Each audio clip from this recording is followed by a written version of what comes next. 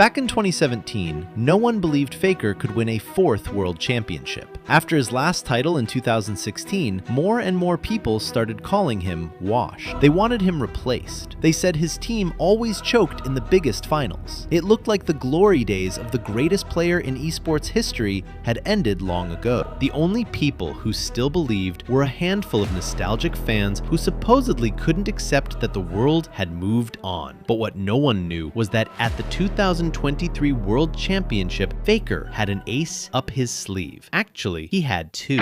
To be fair, people's doubts weren't unreasonable. From 2017 to 2022, T1 had looked cursed for years. They kept reaching finals only to lose them. Again and again, they entered tournaments as favorites, and again they fell short. Did people simply stop believing? That's understandable. So what changed? How did the god of League of Legends return at the exact moment when everyone had finally given up on him? Faker may no longer be the mechanical monster he once was, but his mind has never been sharper. We saw it during his injury back in 2023. Whenever T1 played without him, they looked like headless chickens. But when Faker is on the Rift, he decides everything. He controls every detail of the game. He's Ender, and League of Legends is his game. Having such a clear leader is a tremendous advantage, but that alone shouldn't have been enough to defeat the best teams in the world. They still needed two more things. First, they needed a plan. If every other team was individually stronger, T1 needed a golden idea, something that would force everyone else to play League of Legends on T1's terms, where Faker's understanding of the game could outclass everyone else's. Second, they needed a new sword. Now that little remained of the devil's hands we talked about in our previous documentary, T1 needed another mechanical genius, someone capable of overwhelming opponents through pure execution. In other words, they needed a special weapon and someone capable of wielding it. The metagame itself would hand them that weapon, and the boy who had once cried while Faker could do nothing to stop it would become the one to wield it. Throughout the entire tournament, Blue Side looked completely broken. It was winning at an absurd rate, and nobody really knew how to make Red Side work. Top lane and mid lane didn't offer many meaningful counter picks. In bot lane, the dominance of Xayah and Kai'Sa made support counter picks far less valuable. Neither ADC snowballs lane the way champions like a Draven or a Kalista could. As a result, nobody really knew what to do with R5, the final pick of the draft. In many metas, it's considered the single strongest pick of the entire draft. At that point in the tournament, Xayah had a ridiculous win rate. She was the most common first pick at Worlds, yet nobody had figured out how to answer her. With Keria leading the search for answers, T1 got to work. Their understanding of bot lane looked different from day one. They opened the tournament by drafting Ashe and Renata, immediately raising eyebrows. Faker and his teammates had understood something from the very beginning. This tournament needed a way to create powerful counter picks, and they were going to find it, no matter what. Their group stage wasn't exactly spectacular. They struggled against Team Liquid and lost to Gen G. They beat Cloud9 and reached the best-of-3 stage with victories only against North American teams. Nobody expected much from them against Bilibili. What none of us knew was that T1 had already found their plan. Here's what happened. Since Xayah was clearly the strongest AD carry in the tournament, almost every team was first picking her on Blue Side. The logic was simple. We don't know how to counter Xayah, so let's just secure one of the strongest ADCs early. That way, you could save your later picks for a winning top lane or jungle matchup and play around Rift Herald. That objective was incredibly important throughout the tournament, which also explains Renekton's enormous priority. And of course, nobody bothered banning Xayah. Bot lane simply wasn't a lane defined by counter picks. Kai'Sa and Ezreal, the two most popular alternatives whenever Xayah was unavailable, didn't really have established counters either, or at least none that anyone was actually playing. Support was pretty much the same story. Alistar, Rell, Nautilus, Leona, they all more or less trade evenly into each other. Sure, you'll always find that one guy with 800 AP Leona games explaining why one counters another if someone buys Infinity Edge at 3 minutes, or some equally ridiculous cooking session. No matter what you drafted, Senna and Tahm Kench were still waiting to break into officials. One of those infamous scrim bot lanes everyone knew was strong despite barely appearing on stage, and one of the hardest lanes in the game to snowball against. But then, in their series against Bilibili, the very team that had humiliated them at MSI, T1 came up with an idea that would change the entire tournament. What if we picked our bot lane with the last 2 picks of the draft? What if we deliberately accepted weaker matchups in top lane and the jungle, even in a Herald-focused meta? And what if our bot lane wasn't drafted to win lane at all? Why try to counter the enemy bot lane when you could counter the entire composition instead? That's exactly what T1 did in Game 2 of their series against Bilibili. The moment Bilibili saw Jinx locked in on R4, it looked like Christmas had come early. An immobile AD carry, an immobile mid laner, Vi was still open, one of the strongest junglers on the patch, and Xayah, Vi's biggest counter, could no longer be picked. The perfect jungle pick. Or at least, that's what everyone thought. Then Keria locked in Tahm Kench, despite not having Senna. Suddenly, the draft looked completely unwinnable for Bilibili. Both of T1's carries outranged Xayah, one of the champion's biggest weaknesses. T1 could now fight entirely from range, and if the Chinese team ever tried to assassinate one of the carries using Vi and Syndra's ultimate combo, all Keria had to do was press R. The composition was almost impossible to beat. Watch this flank from Game 2 around the mid-tier 2 turret. Alistar desperately tries to get behind Tahm Kench. He's looking for the tiniest possible opening, just enough space for Bilibili to start a fight by catching one of T1's carries. Their composition demanded perfection. Every teamfight required flawless execution, just to have the slightest chance of working. With a single draft, T1 shattered the entire metagame. While every other team scrambled to catch up, the Korean team simply collected victory after victory. Ashe support, Senna Neela, Bard, everything worked. And it all started with Keria's extraordinary understanding of the early game. His understanding of vision was better than any other support in the world. Better than any support in League of Legends history. Picking Blitzcrank to counter Lux is something almost anyone could come up with. Realizing that Bard counters Bel'Veth is a completely different story. Because now I'm going to show you everything Keria did in the final game against JDG, the tournament favorites. I promise you're about to see the most impressive display of tactical League of Legends you've ever witnessed. T1 entered this game with 2 major problems. The first was Bel'Veth's snowball potential. The second was protecting their top lane matchup. In theory, Bel'Veth should completely overwhelm Jarvan. At the same time, Zeus wanted to exploit Yone's winning matchup into Aatrox. The problem is that Bel'Veth loves playing around Rift Herald. If she ever gets ahead, she becomes a constant threat on the top side. She wins the 2 versus 2 alongside Aatrox, she secures every Herald she wants, and she can repeatedly invade Jarvan's Raptors. Under the constant threat of Bel'Veth's presence, Zeus would never be able to press his advantage. But Zeus and Owner had something that 369 and Kanavi didn't. Keria. Pay very close attention now.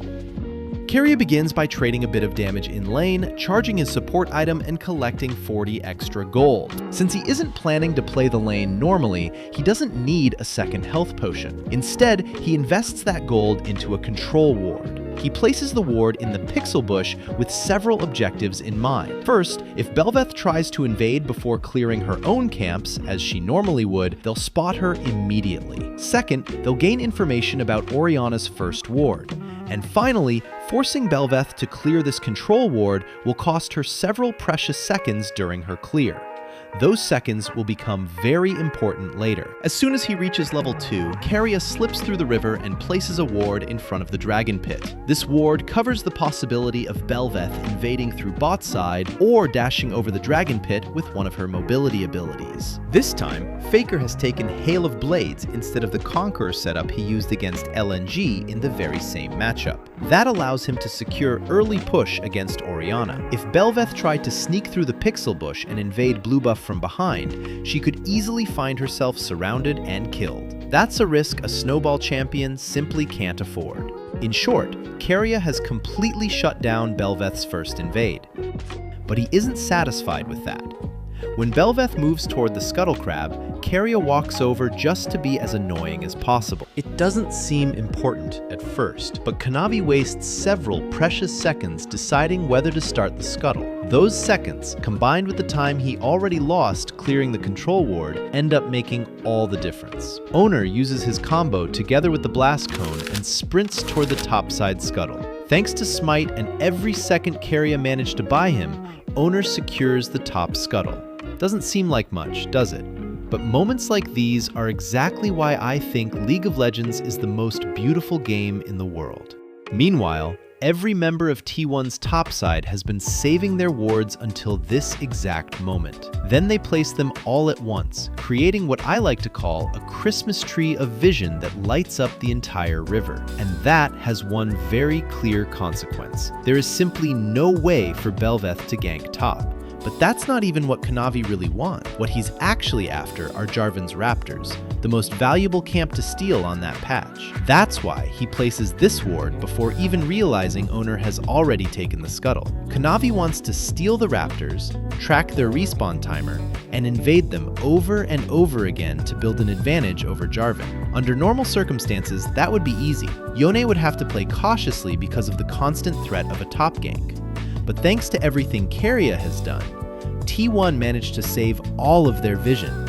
They secured the river scuttle, and now top lane is completely ungankable. Zeus is free to push his advantage, and if Kanavi ever tries to invade the Raptors, Zeus can collapse exactly the same way Faker would have earlier. Another invade denied. But don't go anywhere, because we're still not done. Remember when Keria walked over just to annoy Kanavi and happened to destroy a ward along the way? Well, that turned out to be incredibly important. Stay with me. I promise I'll show you something funny at the end. By destroying that ward, Keria creates uncertainty for JDG's bot lane. You and I know, because we have full vision, that Owner immediately ran toward topside. JDG doesn't know that. Their plan is to push the wave, recall, and then help Kanavi secure river control. But they're afraid Jarvan could use his combo to sneak into the lane bush, catch them while they're pushing, and kill them. The important part isn't simply removing the ward, it's knowing there are no wards left to reveal that play. If you watch carefully, you'll notice that as soon as Zeri gets his ward back, T1 immediately starts zoning JDG's bot lane away from the bush where Jarvan could be hiding. By the time Kanavi finally discovers that the top scuttle has already been taken, T1's bot lane knows the bluff is over. They can do this because Belveth has to cross through mid lane to continue her path, while Owner rotated through Fog of War. T1 knows the enemy jungler isn't nearby. JDG has no idea Jarvan is already topside. The result? JDG recalls late, very late. And Keria makes things even worse by freezing the wave under T1's turret. Once again, JDG's bot lane becomes dangerously overextended. That forces Missing to run straight back to bot after recalling. He has to protect his ADC and fix the wave, which means he can't help Kanavi invade the river, and he never gets the chance to establish vision that would make Kanavi's face check safe. That's the third invade Keria shuts down.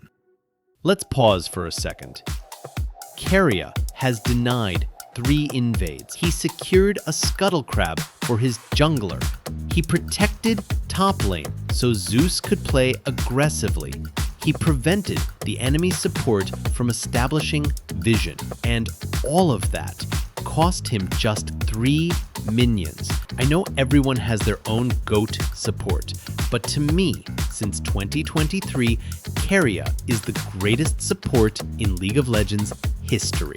No support has ever played the map at this level, and I don't think anyone else is particularly close. As for this game, at least when it comes to vision, I truly believe this is the finest League game ever played. Honestly, that shouldn't come as a surprise. This was match point between the tournament favorite and the eventual world champion. I'm sure people will still be using this game to teach amateur teams in 2030. We've given T1 plenty of credit already, and I did promise you something funny, so here comes the very next team fight. It's an absolute disaster. The kind of fight no coach ever wants to review. I can't help but mention Zeus. His individual performance lived up to the name of the god he was named after.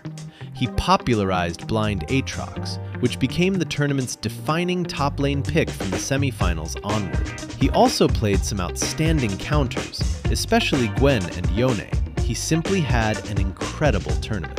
In fact, during the grand final against Weibo, T1 completely abandoned their delayed bot lane strategy. Instead, they drafted specifically to guarantee Zeus a winning top lane matchup. They gave up almost everything, just to put Zeus in the best possible position against the Shy, perhaps the most legendary top laner in League of Legends history. And Zeus completely dismantled him. Here's a nice example from Game 3. Zeus gives owner a quick leash to make Weibo think Lee Sin is clearing from top toward bot. At the same time, Faker takes W at level 2 for one reason only, to drop a ward by the enemy Raptors. Because owner's pathing takes this unusual detour, he arrives top at the exact moment Weibo spots Weiwei on vision. They assume Lee Sin can't possibly be there, which makes the first blood completely free. And Faker, well, it was a bit of both. He had a few rough games, but he also single-handedly won others, like that unforgettable Azir flank. This is who Faker has been for years now. A great player, but above all, a captain. We saw it during the summer split. Without him, T1 simply didn't work. He leads by example. He gives his teammates hope. He fills them with the confidence to compete. Whenever something goes wrong, Faker is always the one with a plan. He was the greatest mechanical player League of Legends had ever seen. He isn't that player anymore.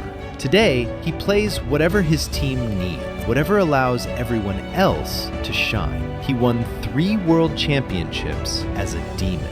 But the 4th, the one I'll always remember most, he won as a human.